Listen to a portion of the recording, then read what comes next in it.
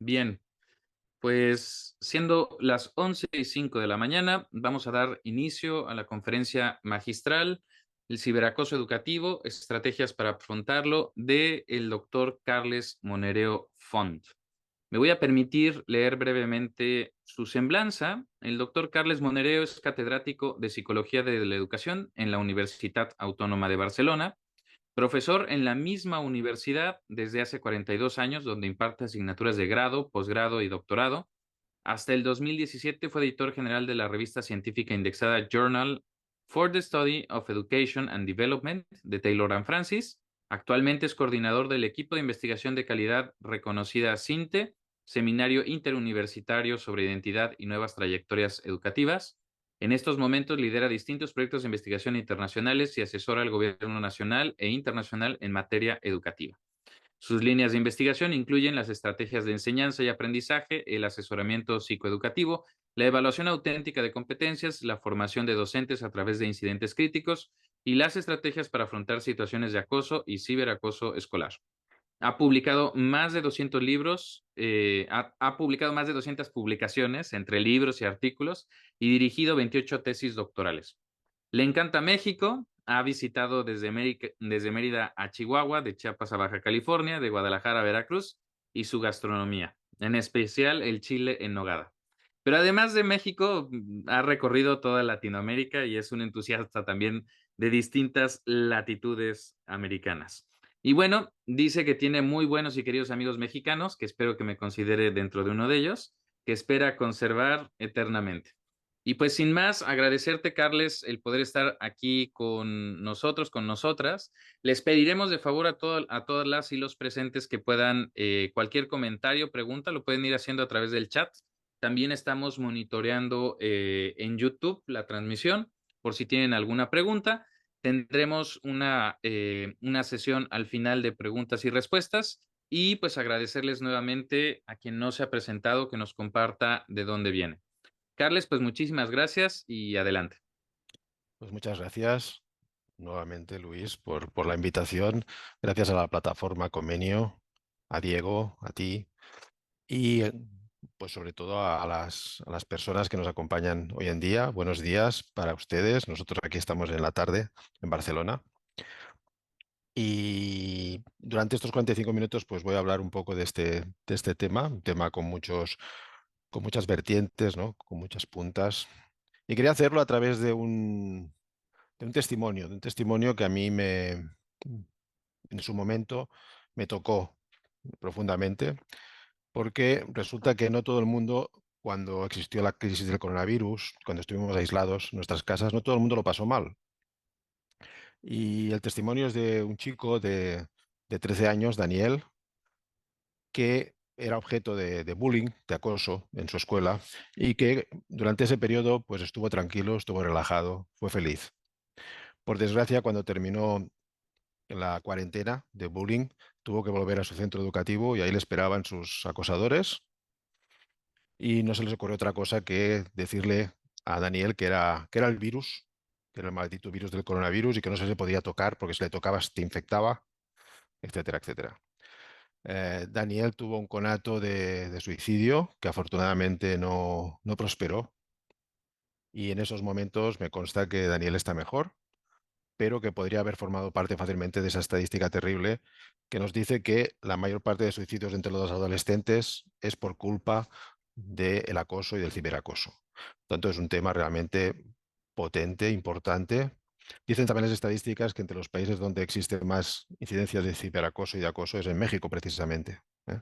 Pero bueno, sabemos que está extendido por todos los países y vamos a tratar un poco de dar algunas, no sé si luz al tema, ¿no?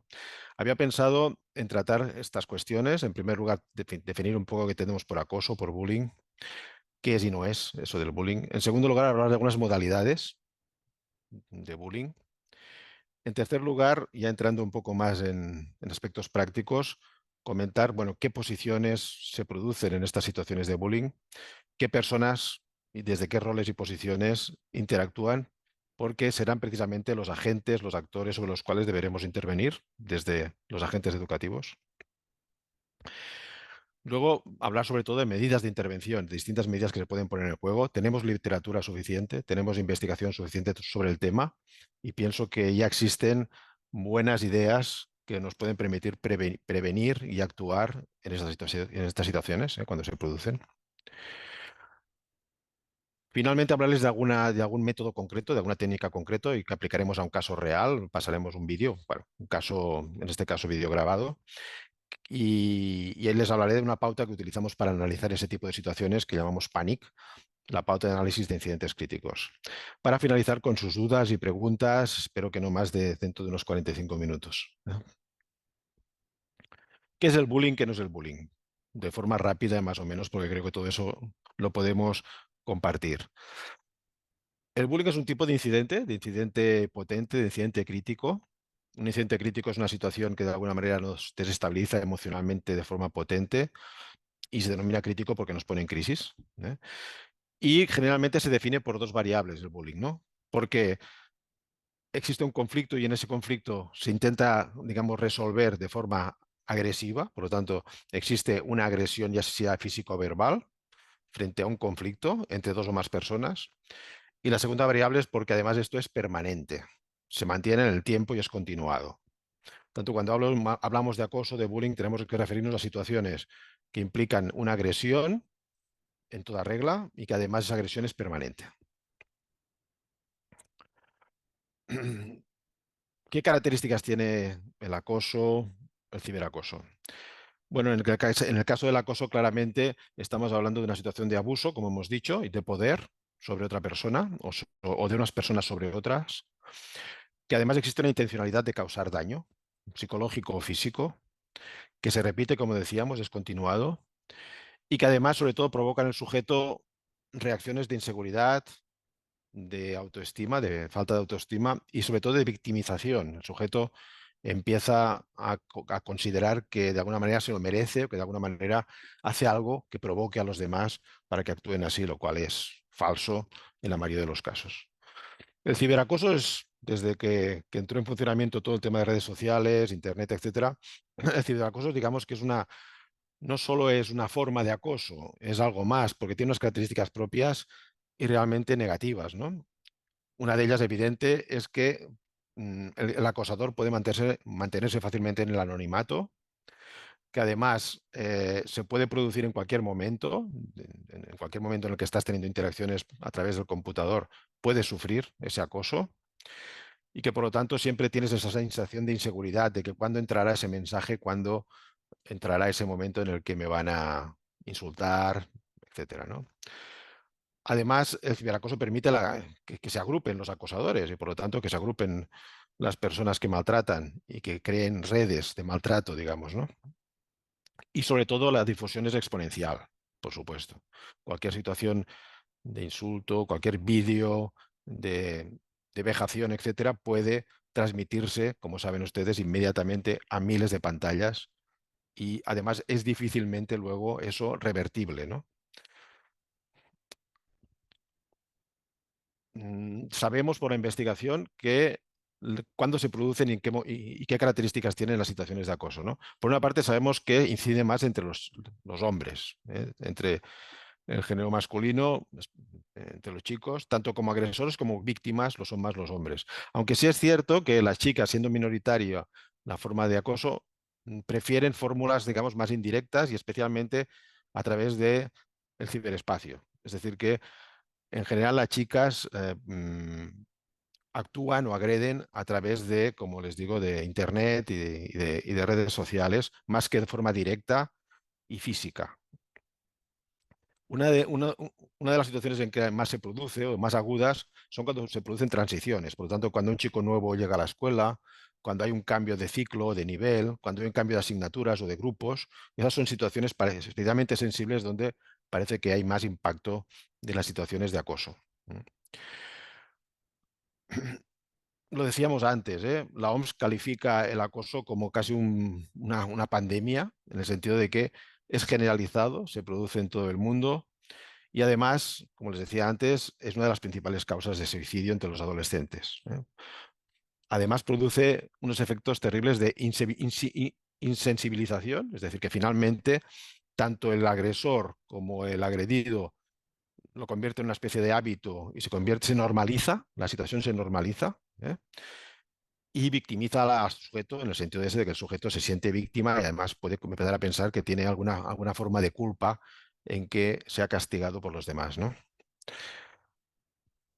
¿Cuáles son las modalidades? Bueno, por hacer un repaso rápido, generalmente se habla de estas distintas modalidades, es decir, física y yendo de menos a más intensidad, pues todo que sean empujones, pegar, etcétera, pero luego está incluso pues, llegando a la amenaza con armas, ¿no?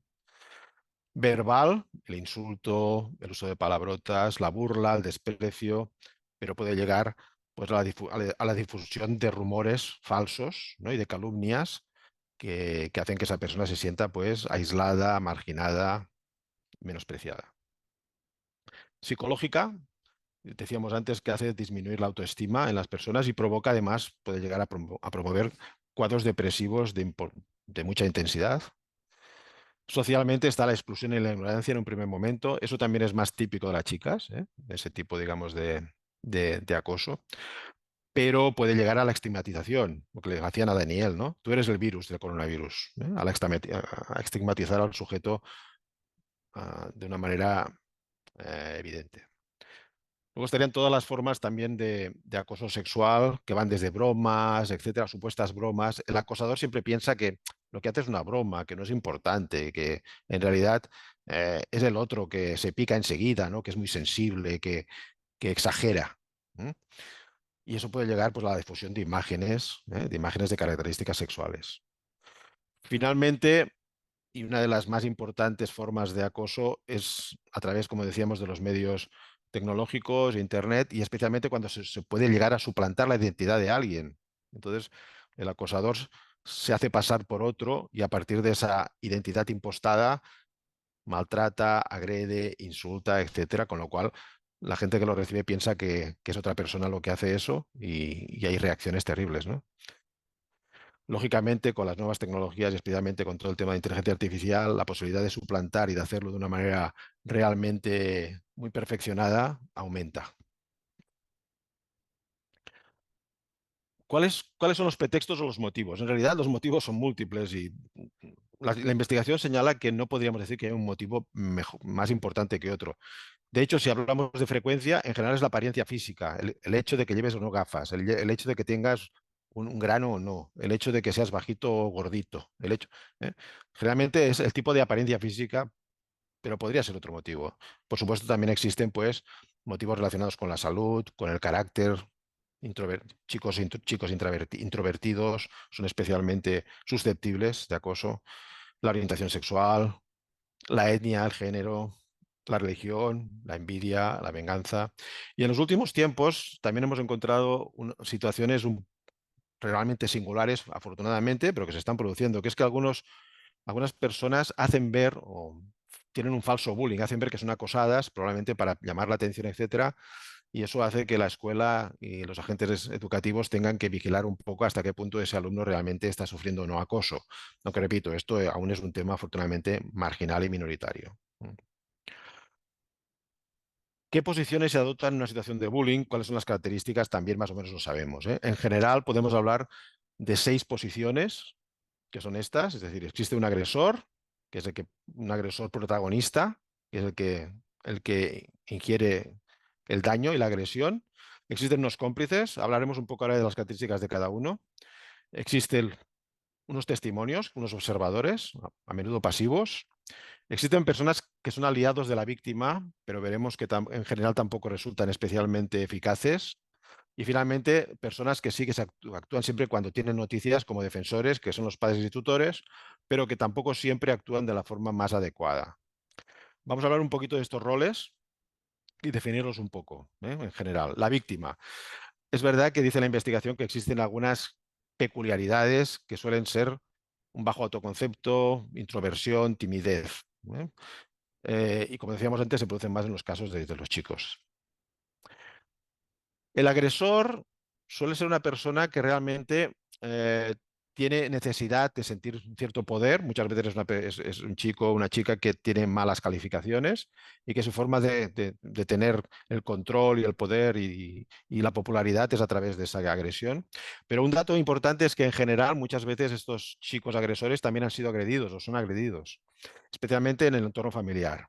Hablamos de situaciones donde las cosas se resuelven en casa a través de golpes, a través de agresión. Tanto son chicos, chicas que han aprendido a resolver las cosas de la única manera que han visto en su casa, que es a través de la agresión, verbal o física. ¿Eh?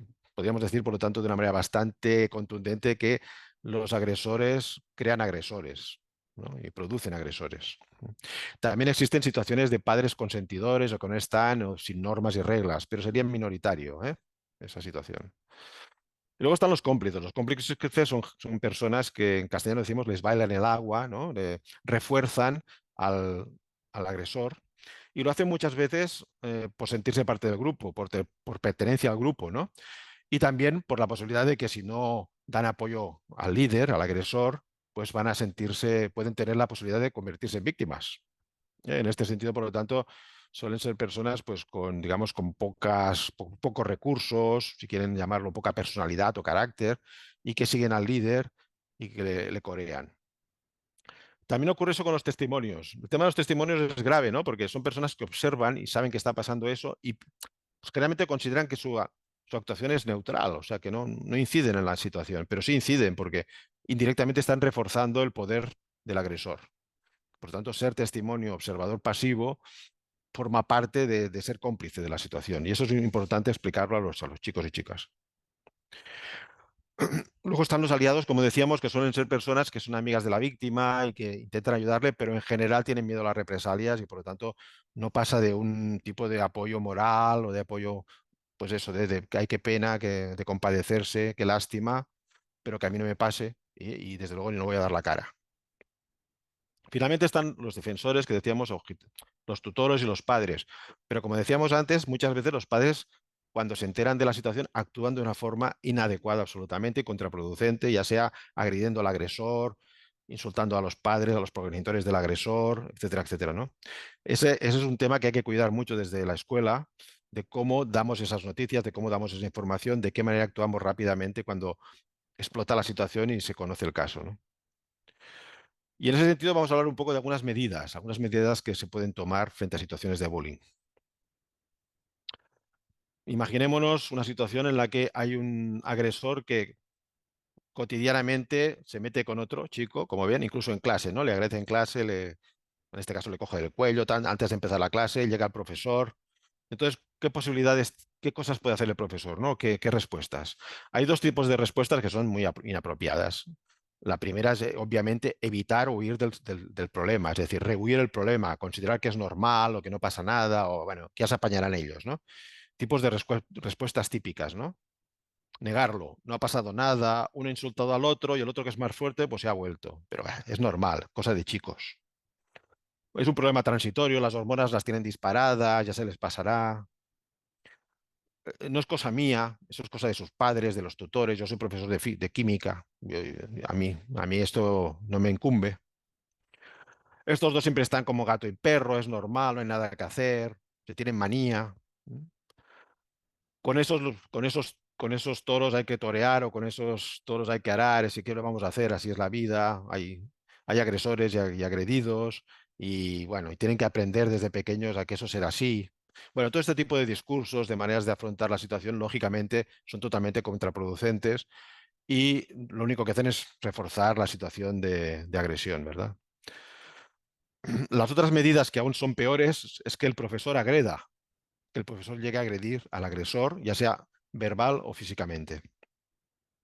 Imaginemos que el profesor va y toma de la solapa al agresor y lo tira al lado, o le insulta, o le dice, eres un bravucón, métete con los de tu tamaño, o cualquier cosa así.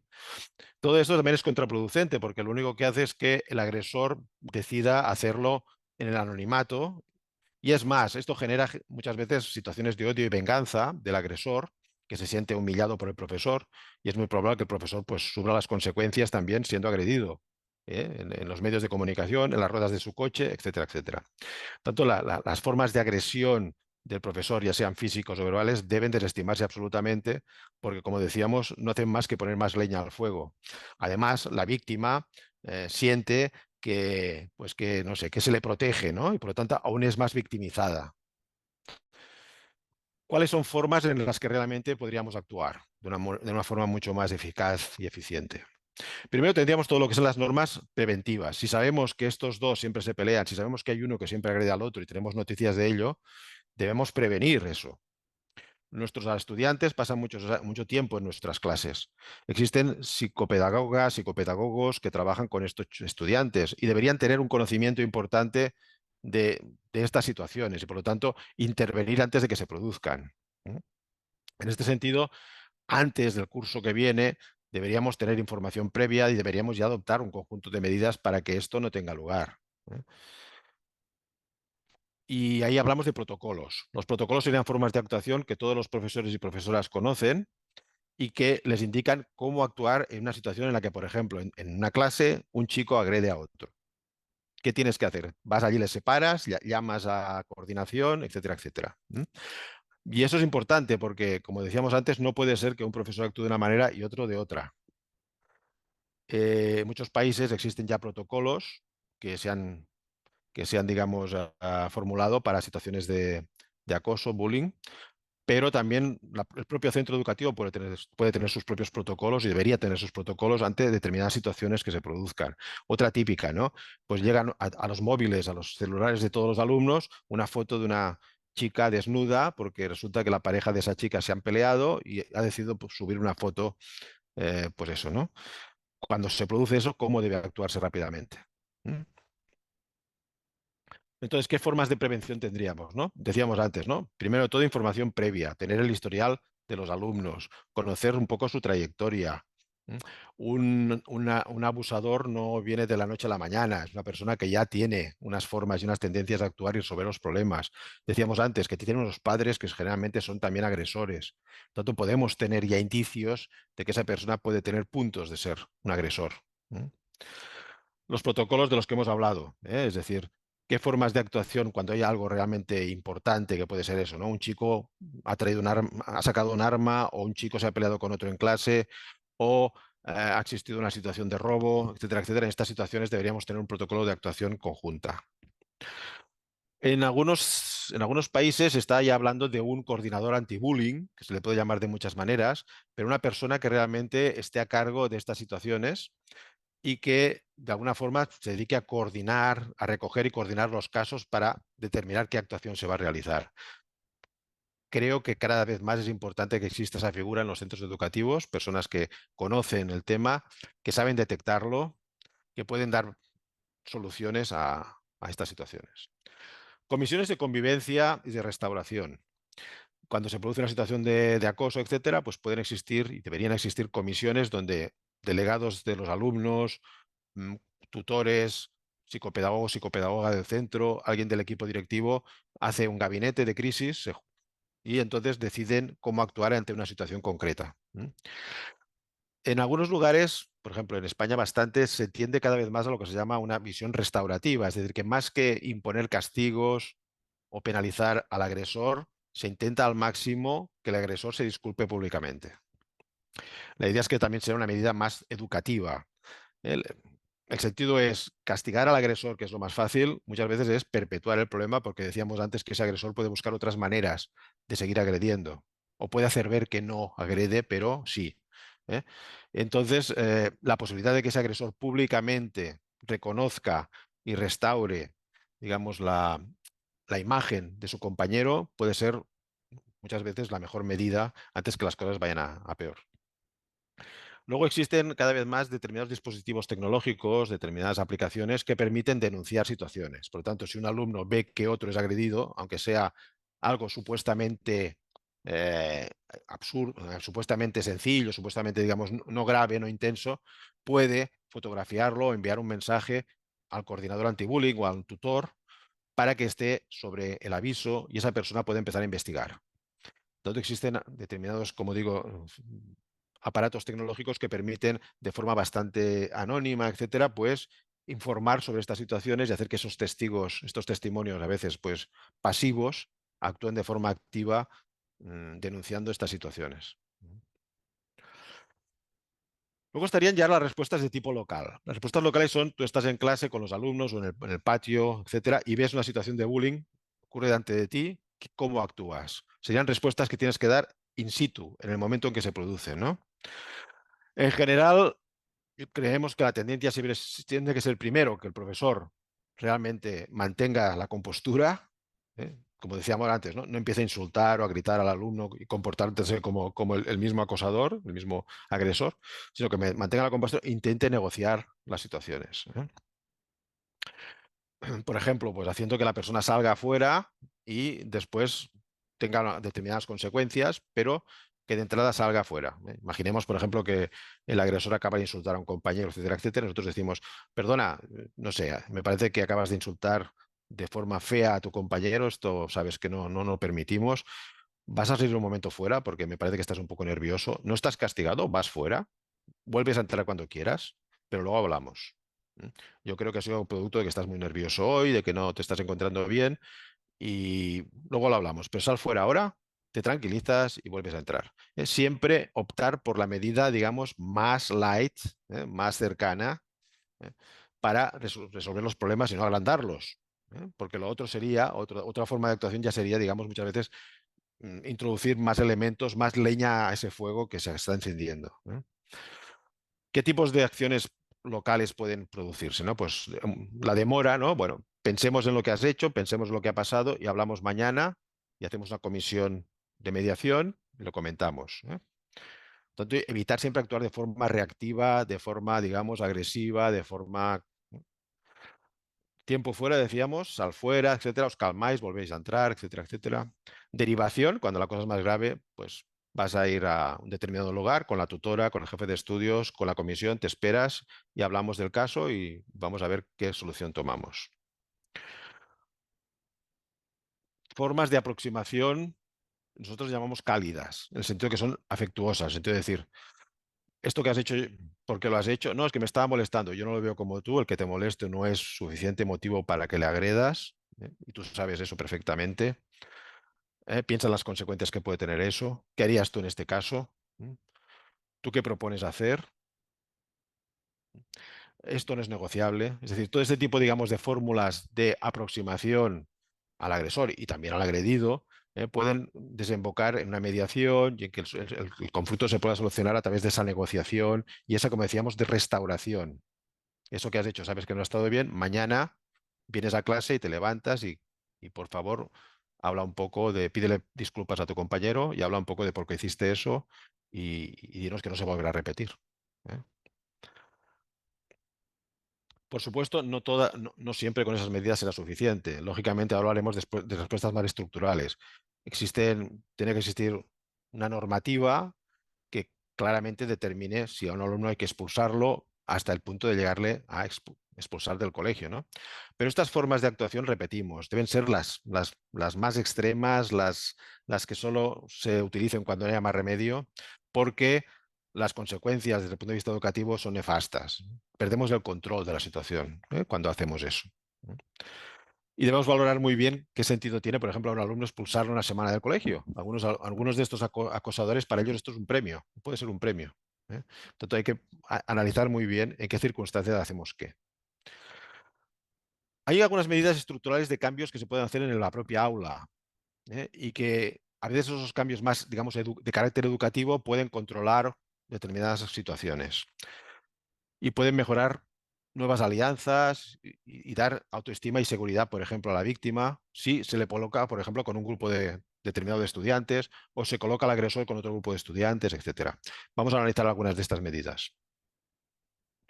Cambios espaciales, ¿no? Cambios de grupo.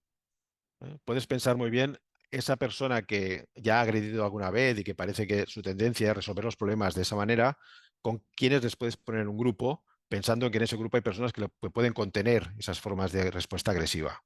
Ya sea porque son amigos, ya sea porque son personas que desde el punto de vista físico son fuertes o más fuertes, etcétera.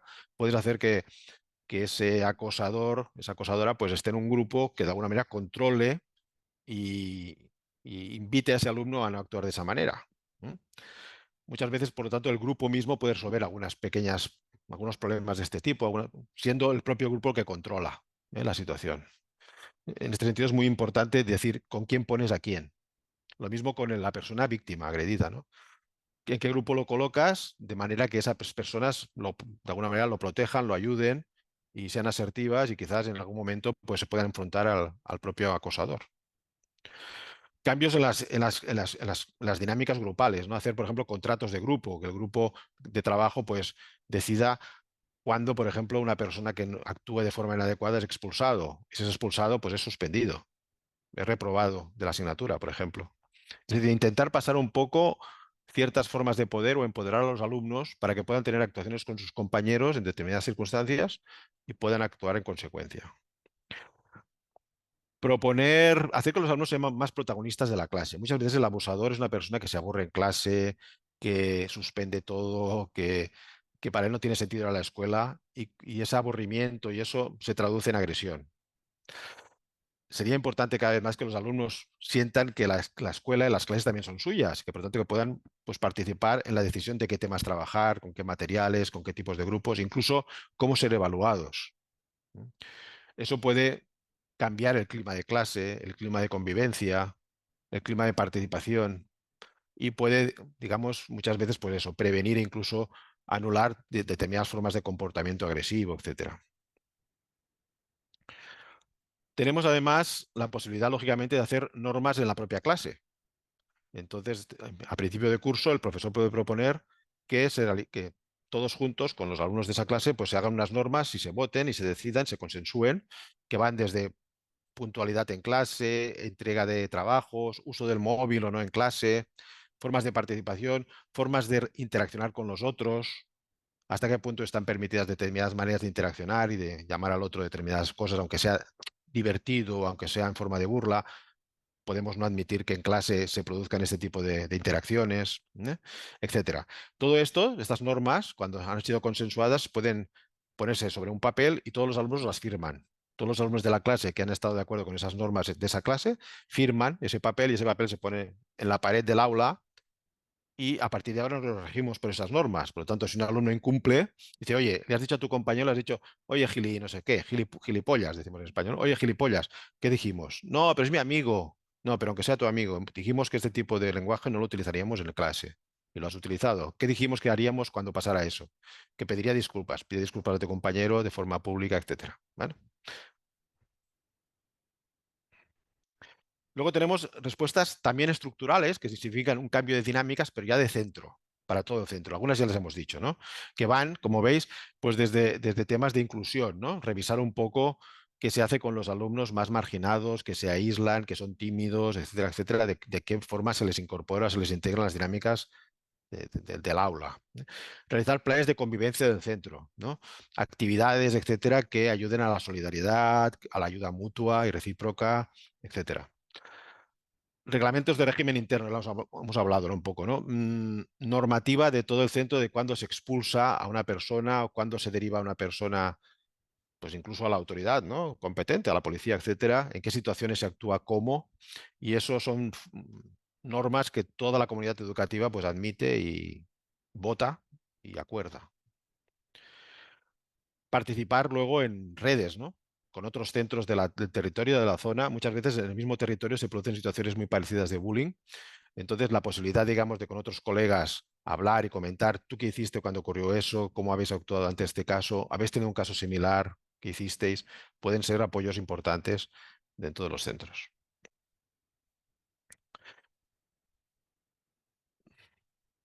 En general, ¿qué competencias debe tener un profesor o una profesora para afrontar este tipo de situaciones? Nosotros hablamos de dos grandes tipos de competencias. Luego hablaremos de un proyecto que estamos desarrollando ya desde hace bastante tiempo y que la verdad es que está dando muy buenos resultados, que es el proyecto que denominamos Bullying Cero, y en el que trabajamos dos tipos de competencias, sobre todo con los profesores y profesoras, ¿no? Que son, por una parte, las empáticas, en el sentido de ponte en la piel del agresor o del agredido o del testimonio o del tutor o del observador pasivo, etcétera, etcétera. Ponte en la piel de alguno de estos roles, de estas posiciones. Y por otra, desde ese rol, desde esta situación, ¿qué harías para solucionar el problema? ¿No? ¿De qué forma de intervención introducirías en ese caso? Luego hablaremos un poco más de ese proyecto, porque en el que utilizamos un simulador que permite al participante ponerse en alguno de estos roles. Pero en todo caso nos parece importante trabajar estos dos aspectos, ¿no? Por una parte, como decíamos, el hecho de que entiendas por qué ese agresor actúa de esta manera, qué estrategias utiliza, cómo se siente haciendo eso, ¿eh? Y también la víctima, por supuesto, etcétera, ¿no? Y también, como decíamos, pues formas de intervención como las que acabamos de comentar de forma un poco rápida, de qué manera, cuándo utilizar qué estrategia de afrontamiento, de intervención ante situaciones de acoso. Una de las técnicas que utilizamos más y que recomendamos es el uso de un sistema de análisis de las situaciones de acoso, de bullying, que denominamos PANIC, que sería una pauta de análisis de los incidentes críticos, y que ahora vamos a explicar un poco un ejemplo a través de un vídeo. Y bueno, vamos a tomar un ejemplo que en realidad es un ejemplo real, aunque aquí está, digamos, teatralizado, pero es un ejemplo real. Es el ejemplo de Alex. Y vamos a ver un poco sus antecedentes, ¿no? Los antecedentes de Alex antes de ver la situación en vídeo de el acoso que sufrió, ¿no? La agresión que sufre. Alex es un chico que tiene 13 años, es hijo único y nace en una familia pues, de clase media, pero por desgracia a los 9 años tuvo un accidente de motocicleta, el papá llevaba la moto, y queda parapléjico. Es una paraplegia de médula dorsal de la vértebra número 10, quiere decir que a partir de la 10 hacia abajo no tiene sensibilidad ni posibilidad de movimiento. Por tanto, es un chico que va en silla de ruedas. La rehabilitación le permite recuperar parte de la funcionalidad, sobre todo de las extremidades superiores, aunque como decíamos, no las inferiores. A raíz de este suceso, además, sus padres se divorcian porque se culpabilizan, etcétera, y la madre se va de la ciudad con el chico, con Alex, para que Alex tenga una mejor atención. Por lo tanto, hay una separación del núcleo familiar. Este es el primer año de Alex en este instituto, un instituto de secundaria. Los docentes le consideran un muy buen estudiante, es un chico que es aplicado, que estudia, que tiene buena conducta en clase, pero tiene problemas con un grupo de sus compañeros. Hay un grupo de compañeros abusadores que ellos mismos se denominan de aces, ¿no? Los ases, y que de alguna forma pues, se dedican bastante a marginar y en parte a maltratar a Alex, como ahora veremos. Entonces vamos a ver la situación, un incidente concreto de bullying, y después vamos a ver cómo analizaríamos a través de la pauta esa situación y cómo podríamos intervenir. Bueno, de entrada, ¿no? Este grupo de alumnos más populares, en la que está Alex, están desayunando en el bar de la escuela y ahí se produce el incidente. Bueno, más que explicarlo yo, vamos a ver el vídeo, que creo que será mucho más claro. Voy a invitar a una compañera, una colaboradora, a Gemma, que ponga el vídeo que luego vamos a analizar. ¿Alguien quiere unas galletas? Toma las ¿No? servilletas. No, gracias. Pásame el chocolate, por favor. Toma. Que a mí este de melocotón no me gusta nada. A mí tampoco. Hola, no. Qué palo. Ahora tenemos matemáticas. Yo prefiero 1000 veces antes una clase de historia. Ya ves, yo también. ¿Y qué tal os cae el nuevo profesor? ¿Alguien ha escuchado algo? Yo no escucho nada desde aquí arriba. Vigilad, no os más mucho, que no vaya a caer de este tanque. ¿Habéis visto cómo se mueve el Alex? Parece una peonza yendo de lado a lado. Qué pena que no pueda venir con nosotros a la montaña, ¿eh? Qué pringao tú. Tú, la clase de matemáticas está un tostón. Ya. A mí me ha aburrido mucho, casi me duermo. Va, yo tengo hambre. Ya, ¿cuándo nos van a pasar? ¿Alguien sabe qué hay? Creo que hay lentejas. Uf, qué palo. ¿Me podéis dejar entrar al comedor? Si no te quieres pasar, levántate y pasa, va. Iros a la mierda. Va, pasa, va, pringao. Pringao. Bueno, como os he dicho, creo que hay lentejas. A mí no me gustan nada las lentejas. A mí me parece. Clases, algún momento. Quiero silencio, ¿vale?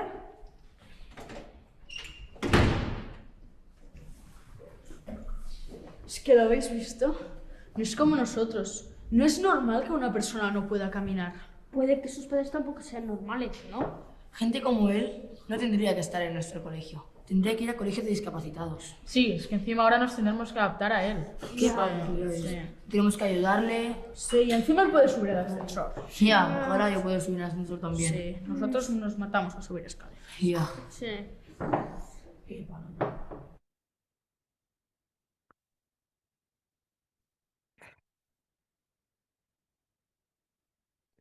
Bueno, como habéis visto, la situación es la que os he comentado, este grupo de alumnos más populares capitaneados por este del jersey blanco, pues de alguna manera, a partir de la agresión que hacen con Alex, que además es un chico apreciado por sus profesores, pues se sienten como más compactados, más unificados y además empiezan a elaborar unas teorías. Vamos a analizar un poco, como os decía, a partir del pánico, de esa pauta, la situación, ¿no?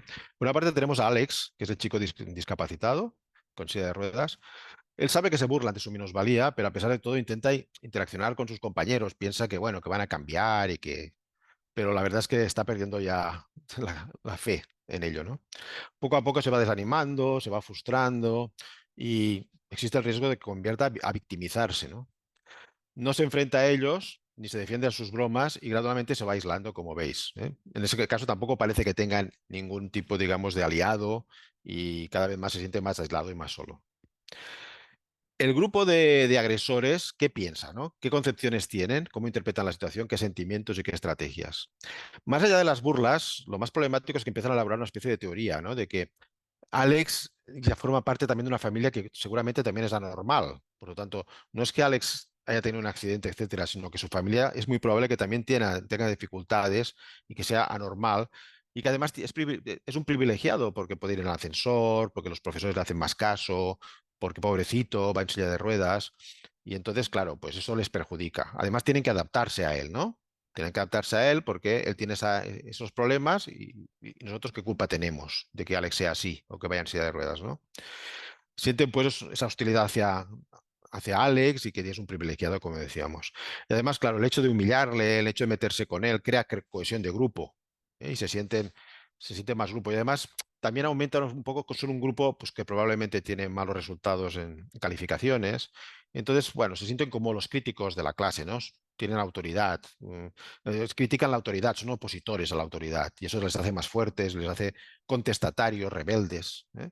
Y Alex es uno de los más de los elementos que utilizan para posicionarse de esa forma. ¿Cómo actuar ante eso, no? Desde el punto de vista, digamos, de esta pauta, la idea es un poco ver sobre qué podríamos intervenir en cada uno de los actores que están implicados en la situación de bullying, cómo podemos intervenir y sobre todo qué indicadores de cambio nos van a decir que estamos bien o que vamos bien. Esta idea de observar qué evidencias nos permiten decir que nuestra intervención está siendo la adecuada es fundamental en estos casos, ¿no? Porque nos permite hacer un seguimiento real. Muchas veces la víctima considera que no se está haciendo nada y no aprecia que haya cambios en la situación que está padeciendo. Y sin embargo, si tenemos indicios y tenemos evidencias, podemos considerar que hay que seguir trabajando en esa línea. Bueno, sobre Alex, ¿no? Sobre Alex habría que trabajar sobre todos dos aspectos, ¿no? Una, que no se victimice, es decir, que mejore su autoconcepto y su resiliencia. Y por lo tanto, que se enfrente a los agresores, si es posible, muchas veces, que denuncie además esas situaciones, ¿eh? Y por lo tanto, que no intente ya más integrarse en el grupo, sino que de alguna manera intente huir del grupo y además, cuando sufra esas consecuencias, rápidamente actuar con contundencia, ¿no? Por lo tanto, mejorar su asertividad, expresando sus opiniones, denunciando ese maltrato. ¿Cómo veremos que eso está cambiando? Pues por la reducción de agresiones del grupo, etcétera. Sobre los agresores. Hay todo un tema que tiene que ver con el desconocimiento que pueden tener de Alex. Muchas veces uno de los temas es que los alumnos, entre ellos, no se conocen, no conocen sus biografías y por lo que han pasado. La posibilidad de que de alguna manera se hagan algunos trabajos en el sentido de decir, lo que hemos visto antes en esas curvas, ¿no? ¿De dónde viene Alex? ¿Qué le pasó a Alex? ¿Qué problemas ha tenido? ¿Por qué está aquí Alex? ¿Qué problema tiene? ¿Qué puede hacer y no puede hacer Alex? Eso puede ser muy importante, o sea, reconocer a los otros, ¿no? Y sus biografías y sus trayectorias es un elemento importante para empatizar. Por tanto, trabajar en eso en algún sentido, ¿no? Pero también con los otros como malos estudiantes, como estudiantes que han suspendido, como estudiantes que quizás en sus casas han sido agredidos, ¿no? ¿No? Determinados, por lo tanto, dinámicas de grupo que permitan eso, ¿no? También testimonios, ¿no? También que puedan venir a clase personas que han pasado por el centro y que tienen una minusvalía quizás física y sin embargo tienen trabajos y tienen una vida bastante, digamos, normalizada. Pueden ser buenas medidas para trabajar y prevenir estos aspectos, ¿no? Luego estaría todo el tema de reconocer en Alex pues, sus virtudes y potencialidades. Por tanto, actividades de role-playing que permitan eso. Una evidente puede ser incluso pues, hacer alguna actividad en que los chicos y los agresores tengan que ir todo un día en silla de ruedas y puedan experimentar en su propia piel la dificultad que supone gestionar tu día a día en una silla de ruedas y lo valiente y lo habilidoso y competente que es Alex, a pesar de esa situación, ¿no? Finalmente, los tutores y los padres, etcétera, ¿no? Bueno, estar atentos a los hechos, ¿no? Promover eso, denuncias anónimas, en el sentido de que si fuera del centro, etcétera, hay nuevas agresiones, puedan intervenir. Y crear, bueno, dispositivos de confrontación entre los agresores y otras personas del centro, como decíamos, de mediación, y especialmente conseguir que este grupo pida disculpas a Alex, entienda la situación en que está y existan pues, formas de restaurar la imagen de Alex. Como veis, son distintas formas de actuación a distintos niveles y con distintos agentes, pero que es la manera en que podemos, si no garantizar, al menos subrayar la posibilidad de que se vaya solucionando el problema. Siempre, como he dicho antes, existe la posibilidad de formas más punitivas para los agresores, claro, que van desde la expulsión, hablar con los padres, castigos, etcétera. Pero repito, estas situaciones deben ser extremas porque las consecuencias son menos controlables por nuestra parte cuando se actúa desde el castigo, etcétera, ¿no? Ya para ir terminando, os decía antes que esto forma parte de un proyecto, que es el proyecto Bulicero. En este proyecto es un proyecto subvencionado por una convocatoria europea que se llama Next Generation, y en la que participan distintas entidades. Yo formo parte de una de ellas, que es INTE, que es nuestro grupo de investigación, pero está ActiLearning, que es un grupo que funciona, que gestiona, digamos, la información, y está un grupo tecnológico que ha hecho un simulador, que quizás es lo más interesante del proyecto, un simulador en el que el participante lo que hace es, cuando entra dentro del programa, tiene que al azar adoptar uno de los roles o posiciones de la situación. Por lo tanto, puede ser víctima, o puede ser agresor, o puede ser observador, etcétera. Y debe, desde esa posición, desde ese rol, debe analizar la situación y después también intervenir sobre la situación. Pensamos que el hecho de que tú intentes encarnar, ponerte en la piel y en el pensamiento de una de estas personas que interviene en una situación de bullying puede ser muy formativo para los docentes y las docentes. Y en realidad el proyecto, que ya lleva funcionando, como os decía, bastantes meses, está demostrando bastante eficacia y muy buena aceptación, ¿no? Bueno, estas son las fases del proyecto. Por si tenéis más interés, luego os daré datos por si queréis informaros, pero en todo caso hay una primera fase de formación más, digamos, clásica sobre temas de acoso, etcétera, pero luego está la parte del simulador digital, en la que, como os decía, tenemos como 60 casos que un poco cubren y representan todas las posibilidades de situaciones de bullying que se suelen producir, donde hay un vídeo, como el que habéis visto, en la que primero la persona participante pues ve el vídeo y analiza a partir de una pauta tipo Panic qué haría, cómo actuaría, etcétera, desde el rol que le corresponde en cada caso. Os decía antes que el rol puede ser el de agresor, o el de agredido, o el de observador, o el de aliado, etcétera, etcétera, ¿no?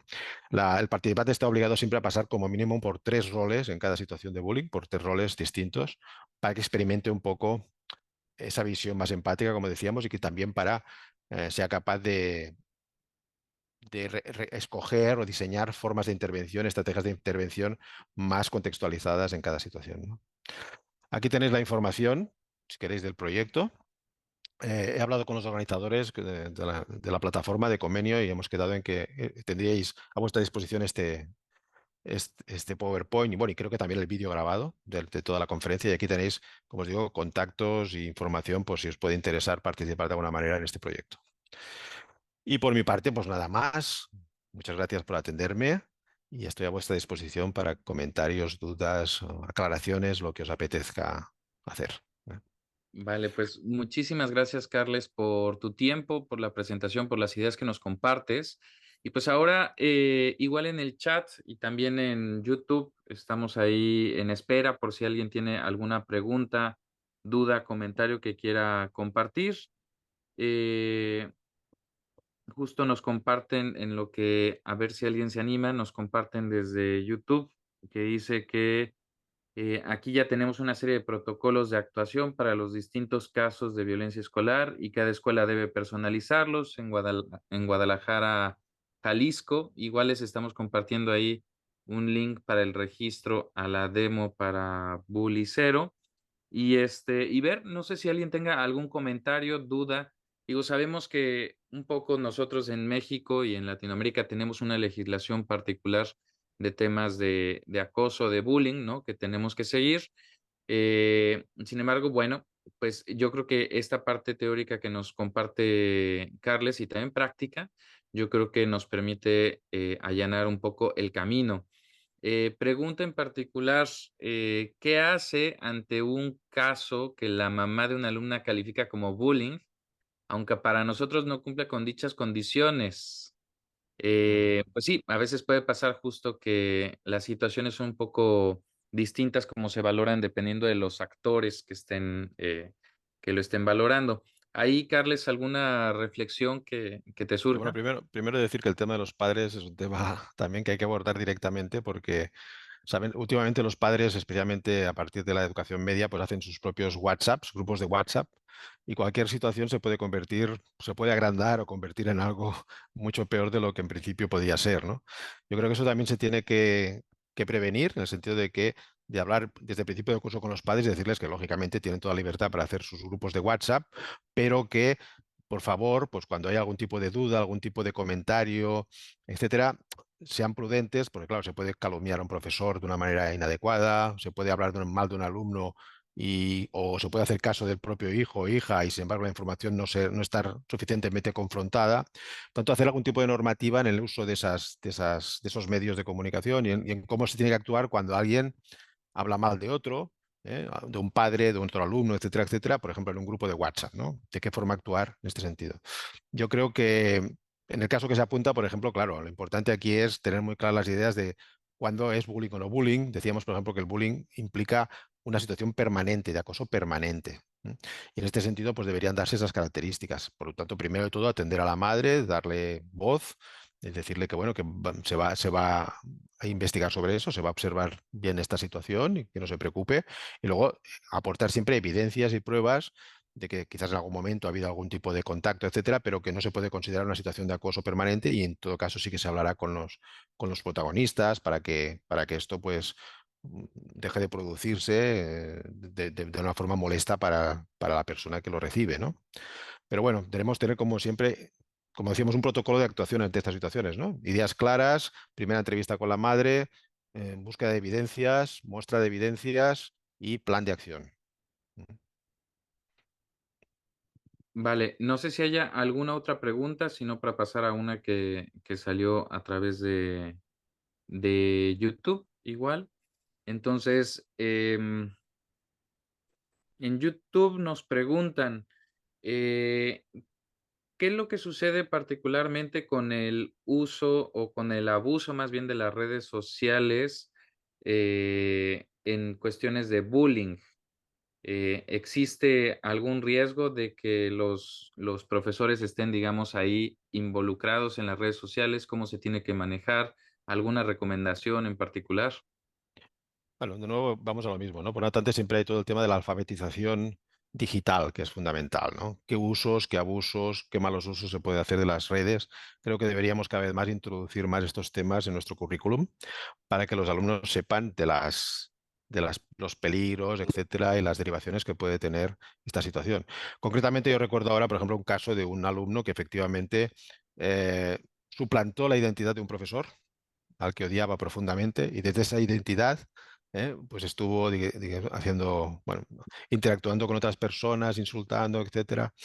Y fue muy difícil descubrir eso, ¿eh? Fue muy difícil, tuvo que haber toda una investigación, al final se consiguió, pero efectivamente yo creo que aún los temas de ciberespacio, etcétera, y usos de las tecnologías, volvemos al tema de la inteligencia artificial que decíamos ahora y de la que precisamente Luis es un conocido experto en el tema.